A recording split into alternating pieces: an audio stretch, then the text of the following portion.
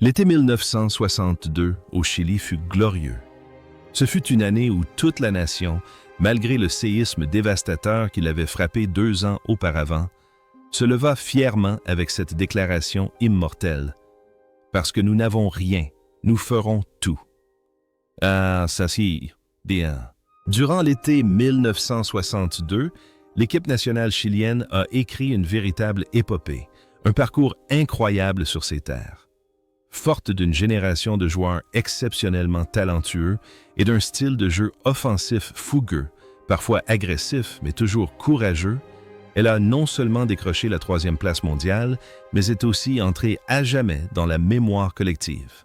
Cependant, derrière ces moments de gloire, après cette victoire époustouflante contre la Yougoslavie lors du match pour la 3e place, se cachaient des individus au destin bien différent.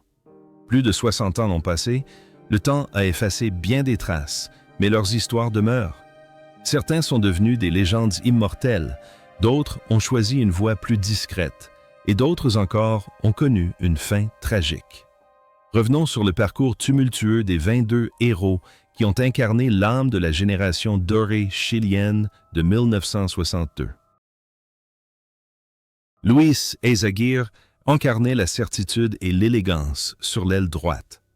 À 22 ans, le jeune joueur de l'Universidad de Chile a disputé l'intégralité des 540 minutes de jeu, sans en perdre une seule seconde, lors de la conquête de la médaille de bronze. Son intelligence de jeu et ses interventions chirurgicales ont marqué les esprits. La performance de Luis Eizaguirre lors de ce tournoi a été reconnue dans le monde entier, faisant de lui le seul Chilien à être sélectionné dans l'équipe des Stars du monde qui a joué à Wembley en 1963, aux côtés de joueurs comme Laviachin et Ferenc Puskás. Le surnom FIFO est ainsi devenu indissociable de sa vie, une véritable couronne de fierté. Après son triomphe lors de la Coupe du monde de 1962, la carrière d'Eizaguirre a continué de s'épanouir avec la génération du Ballet Azul de l'Universidad de Chile, remportant de nombreux championnats nationaux. Il était non seulement un footballeur, mais aussi une icône de loyauté et de professionnalisme sans faille. Après sa retraite, Luis a choisi une vie paisible, tout en restant impliqué dans le football comme conseiller et entraîneur de jeunes. Il a consacré une grande partie de son temps à sa famille, menant une vie exemplaire, loin des paillettes et des scandales. L'image d'un héros discret, protégeant ses coéquipiers sur le terrain, semblait refléter parfaitement sa vie. Aujourd'hui, longtemps après sa retraite, Luis Eizaguirre, âgé de 86 ans, coule des jours heureux avec sa famille à Santiago. Son parcours témoigne d'un effort inlassable, d'une légende vivante qui continue d'inspirer les jeunes défenseurs par la valeur de la persévérance et des qualités d'un gentleman sur le terrain.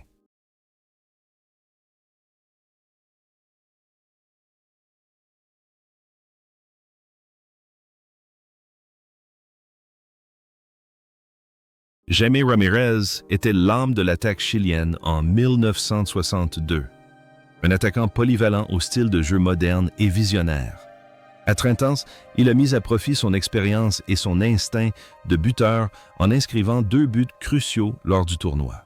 On se souvient de lui non seulement pour ses dribbles éblouissants, mais aussi pour son esprit combatif, digne d'un véritable guerrier. Sa performance à cet âge a brillamment démontré les qualités de leader d'un vétéran aguerri, guidant ses jeunes coéquipiers dans les moments les plus tendus contre l'Italie et la Suisse. Après la Coupe du monde, le parcours de Jaime fut une véritable épopée. Il fut l'un des premiers joueurs chiliens à briller à l'étranger, évoluant dans plusieurs clubs espagnols comme l'Espagnol et Grenade avant de rentrer au pays.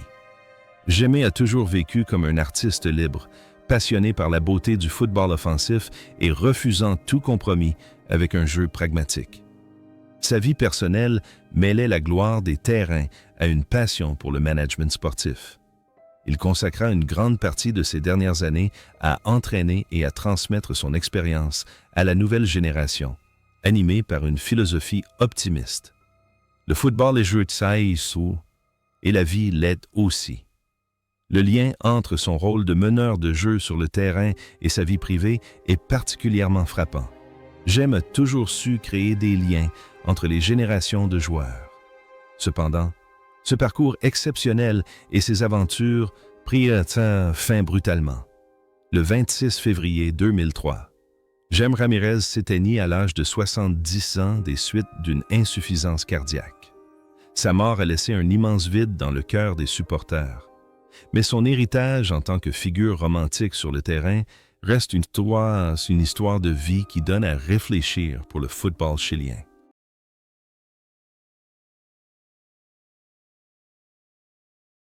Eladio Rojas était l'âme du milieu de terrain, un roc protégeant l'axe central. Doté d'un physique idéal et d'une combativité hors du commun, il a marqué l'histoire du football chilien, notamment grâce à son but légendaire de loin contre le légendaire Lev Yashin et, surtout, grâce à son but décisif à la 90 et minutes lors du match pour la 3e place contre la Yougoslavie. À 27 ans, Eladio Rojas a réalisé des performances brillantes et empreintes de caractère, devenant un héros national aux yeux de millions de Chiliens. Il jouait avec une passion ardente et une volonté inébranlable. Après sa saison glorieuse de 1962, la carrière d'Eladio prit un tournant international lorsqu'il rejoignit le prestigieux club argentin de River Plate. Là-bas, il continua de s'imposer comme un milieu défensif de premier plan en Amérique du Sud. La vie personnelle d'Eladio Rojas était empreinte d'humilité. Il menait une vie simple, se consacrant à des œuvres caritatives et aidant les joueurs défavorisés de sa ville natale, Tierra Amarilla. On dit qu'il ne s'est jamais vanté de ses buts historiques, les attribuant toujours à l'effort collectif de l'équipe. Le lien entre son rôle de héros discret sur le terrain et sa vie privée semblait parfaitement cohérent. Il était un guerrier sur le terrain et un homme au grand cœur en dehors. Cependant, ce parcours exceptionnel prit une fin tragique. Le 13 janvier 1991, Eladio Rojas s'éteignit à l'âge de 56 ans des suites d'une maladie du foie. Sa disparition prématurée laissa un immense vide, mais son héritage de buts mémorables restera à jamais un témoignage de la force d'une génération indomptable de Chiliens.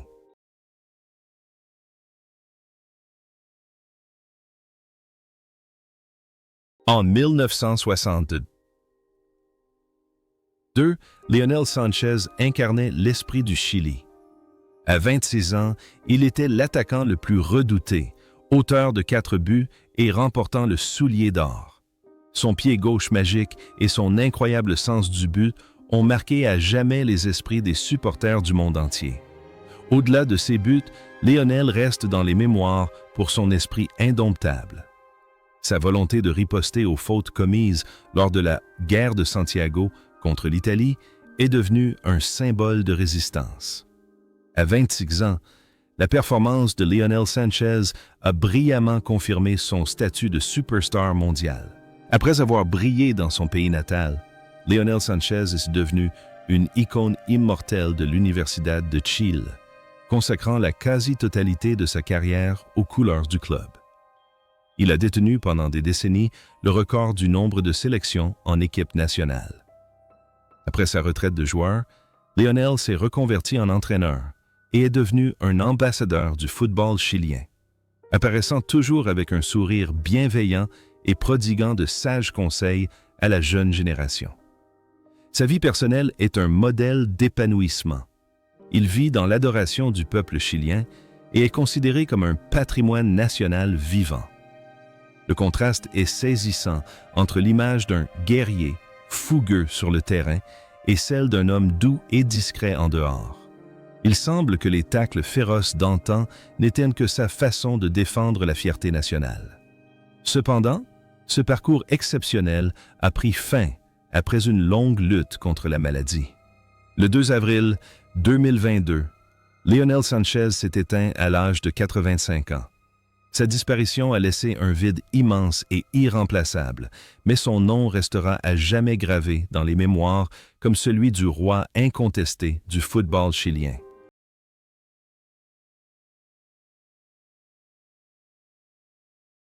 Raúl Sánchez était le roc de la défense, protégeant les cages avec un sang-froid remarquable. À 28 ans, il était au sommet de sa forme, doté d'une lecture du jeu magistrale et d'arrêts impeccables. Raúl a disputé l'intégralité des 540 minutes, apportant un soutien moral indéfectible à toute l'équipe face aux redoutables attaques brésiliennes et soviétiques. Sa performance a témoigné d'une détermination sans faille, un héros discret qui n'avait pas besoin de la gloire des buts, mais qui a été l'élément décisif dans l'obtention de cette médaille de bronze historique. Après le tournoi, la carrière de Raúl Sánchez s'est déroulée aux Santiago Wanderers avant son transfert à l'Everton de Viña del Mar. Il est considéré comme l'un des meilleurs défenseurs centraux de l'histoire du football chilien grâce à son style de jeu rigoureux et à sa dignité. La vie personnelle de Raúl était paisible. Après sa retraite, il a choisi de vivre loin des projecteurs, se consacrant à sa famille et participant occasionnellement à des activités communautaires locales. Ses amis et collègues se souviennent de lui comme d'un homme droit et discret, toujours déterminé. Le lien entre son rôle de dernier rempart sur le terrain et sa vie privée semblait indissociable de son destin. Il était un soutien indéfectible pour ses proches. Cependant, ce parcours exemplaire s'est achevé après une longue lutte contre la maladie d'Alzheimer. Le 28 février 2016, Raúl Sánchez s'est éteint à l'âge de 82 ans. Son héritage ne se limite pas à des arrêts héroïques, mais constitue également une leçon de dévouement et de loyauté pour les générations futures.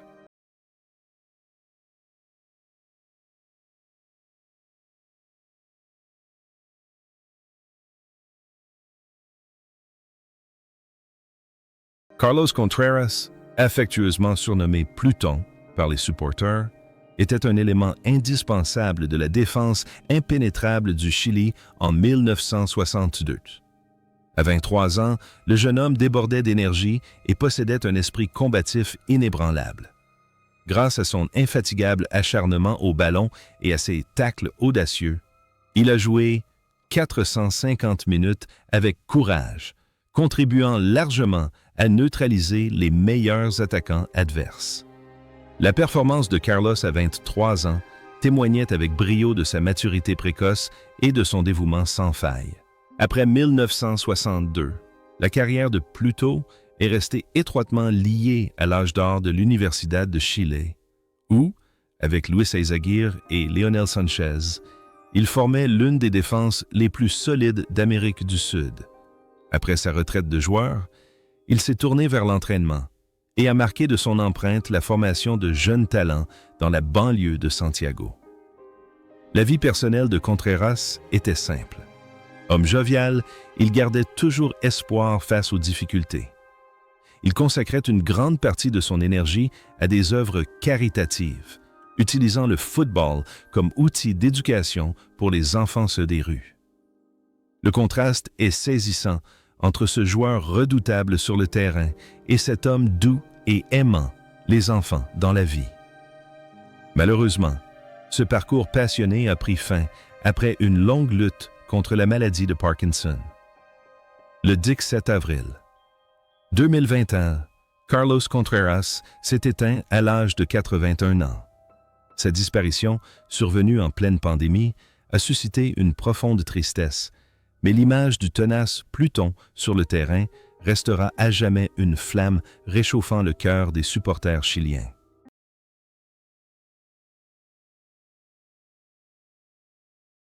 Cette année-là, Misael Escuti était le capitaine expérimenté des buts de l'équipe nationale chilienne. À 35 ans, alors que de nombreux gardiens se préparaient à la retraite, Escuti resta imperturbable, tel un rempart infranchissable. Avec 450 minutes de jeu, il réalisa d'innombrables arrêts incroyables, notamment lors du match contre l'Union soviétique, suscitant l'admiration du monde entier pour ses réflexes fulgurants. La performance de Misael Escuti à 35 ans témoigna d'une grande maturité.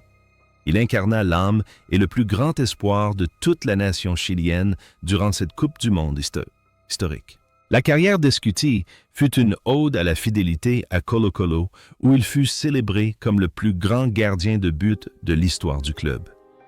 Après sa retraite, il ne quitta pas les terrains pour se tourner vers l'entraînement et la gestion, s'efforçant toujours de préserver les valeurs traditionnelles du football allemand. Sa vie personnelle fut un modèle d'élégance et de noblesse. Il mena une vie intègre, consacrant son amour à sa famille et sa carrière à former la prochaine génération de gardiens d'exception. Le lien entre son rôle de protecteur sur le terrain et sa vie privée était celui de la constance et de la clairvoyance. Héros et sauveur sur le terrain, Escuti était un homme humble qui, en dehors, privilégiait toujours l'intérêt général. Cependant, ce parcours glorieux prit fin. Le 3 janvier 1994, Misael Escuti s'éteignit à l'âge de 67 ans. Son héritage ne se limitait pas à des trophées, mais incarnait aussi l'idéal du grand capitaine, un symbole indéfectible de courage.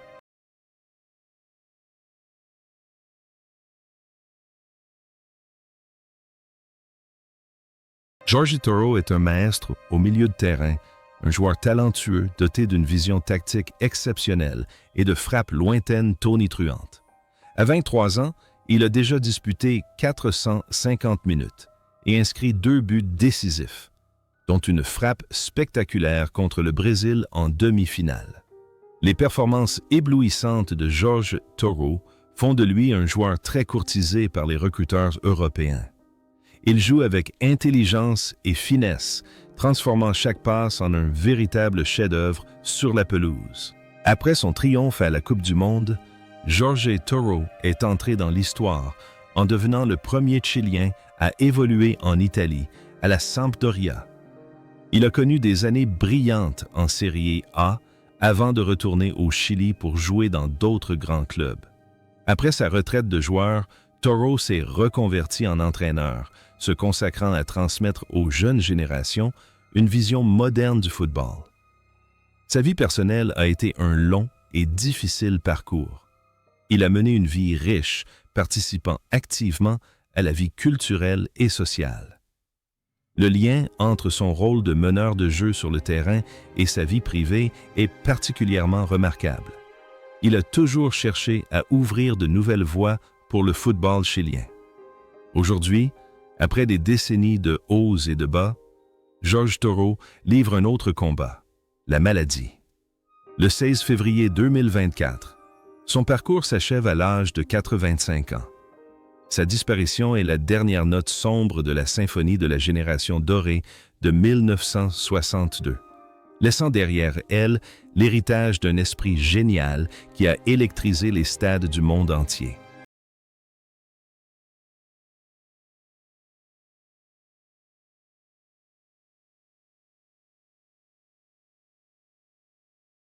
En 1962, Honorino Landa était le plus jeune membre de l'attaque officielle du Chili. À 20 ans, il fit preuve d'une combativité féroce et d'une incroyable maîtrise offensive durant ses 439 minutes de jeu. Malgré un carton rouge reçu lors d'un match tendu contre le Brésil, personne ne pouvait nier son talent et sa passion. Il jouait avec l'instinct d'un buteur dans la surface, toujours prêt à s'infiltrer dans les zones les plus dangereuses pour créer des occasions pour ses coéquipiers. Sa performance à 20 ans était l'image même de l'ambition et de l'audace de la jeunesse. Après la Coupe du Monde, la carrière de Landa se poursuivit à l'Union Espagnola, où il devint un buteur légendaire. Adulé des supporters pour son jeu engagé et sa personnalité sincère, Honorino menait une vie privée empreinte de calme et de mélancolie. Retiré des terrains, il consacrait une grande partie de son temps à l'entraînement de jeunes footballeurs après une retraite prématurée due à des blessures persistantes. L'image d'un guerrier féroce sur le terrain semblait paradoxalement refléter sa vie intérieure. Mais de manière inverse, il était devenu plus contemplatif et introspectif. Ce parcours prometteur prit fin brutalement et prématurément, plongeant le pays tout entier dans la consternation. Le 30 mai 1987, Honorino Landa décédait à l'âge de 45 ans des suites d'un cancer de l'estomac. Sa disparition prématurée, au sommet de son art, reste l'une des plus grandes pertes de l'histoire du football chilien, laissant derrière lui le souvenir d'un attaquant talentueux, mais au destin tragique.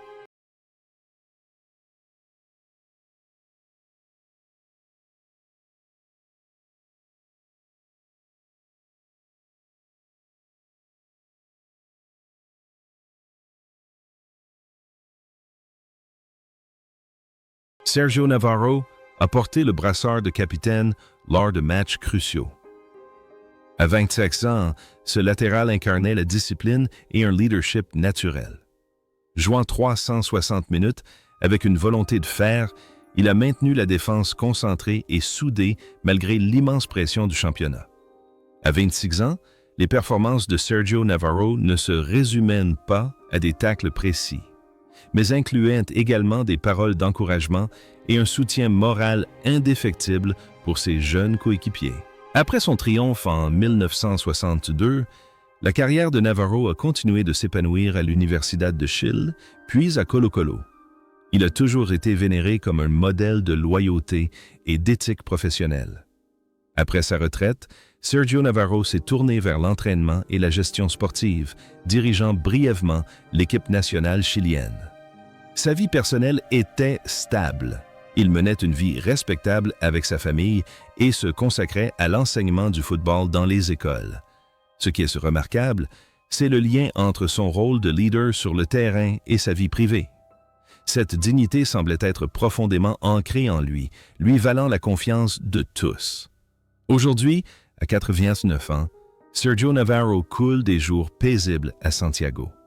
Son parcours témoigne des efforts inlassables et de la dignité d'un véritable leader, un exemple à suivre pour des générations de joueurs chiliens.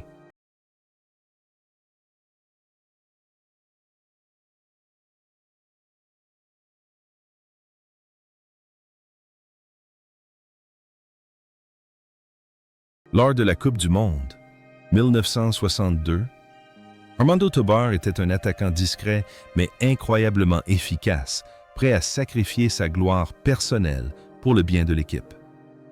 À 24 ans, il a disputé 360 minutes avec une énergie débordante, jouant un rôle crucial en attirant les défenseurs adverses pour créer des espaces permettant à Lionel Sanchez ou Jaime Ramirez de briller.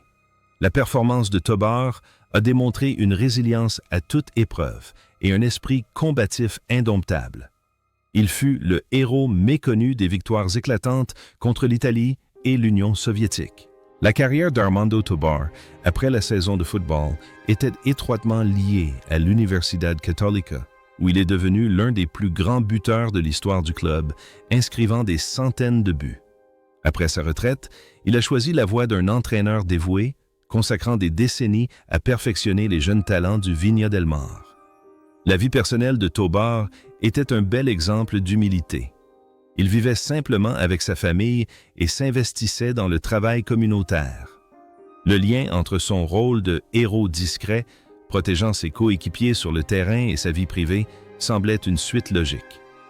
Cependant, ce parcours exemplaire a pris fin après une longue maladie.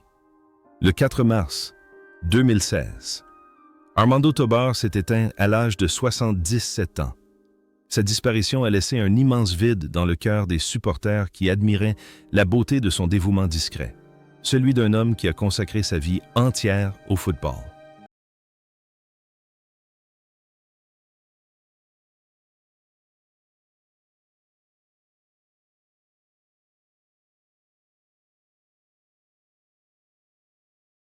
Alberto Fuyu participa à la Coupe du Monde 1962 à seulement 21 ans et révéla rapidement les qualités d'une future superstar. Bien qu'il n'ait joué que 120 minutes en raison d'une blessure, Tito Fuyu enflamma le public à chaque instant grâce à sa technique individuelle et son jeu intelligent. Il était le genre d'attaquant capable de faire basculer un match d'une simple touche de balle. La performance d'Alberto à 21 ans témoigna de son talent inné, d'un véritable artiste évoluant dans l'atmosphère survoltée du football. Après 1962, La carrière d'Alberto Fuyu fut marquée par une série de triomphes à Ciencias à l'Universidad Católica, puis par un départ pour la France afin de jouer pour Lille. Une fois sa retraite sportive terminée, il opéra une reconversion spectaculaire, devenant l'un des commentateurs sportifs les plus distingués et respectés de l'histoire de la télévision chilienne. La vie personnelle d'Alberto était un modèle pour un commentateur sportif intellectuel. Il mena une vie brillante et réussie, et s'efforça toujours d'enrichir la compréhension du football par le public. Le lien entre son rôle d'artiste du football et sa vocation de transmetteur de connaissances résidait dans sa fine analyse du jeu. Cependant, ce parcours intellectuel prit fin. Le 23 juin 2018, Alberto Fuyu s'éteignit à l'âge de 77 ans. Sa disparition fut une grande perte pour le monde des médias et du sport chilien, mais l'histoire de ce Tito charismatique restera à jamais gravée dans le cœur des supporters comme un symbole d'intelligence et de passion.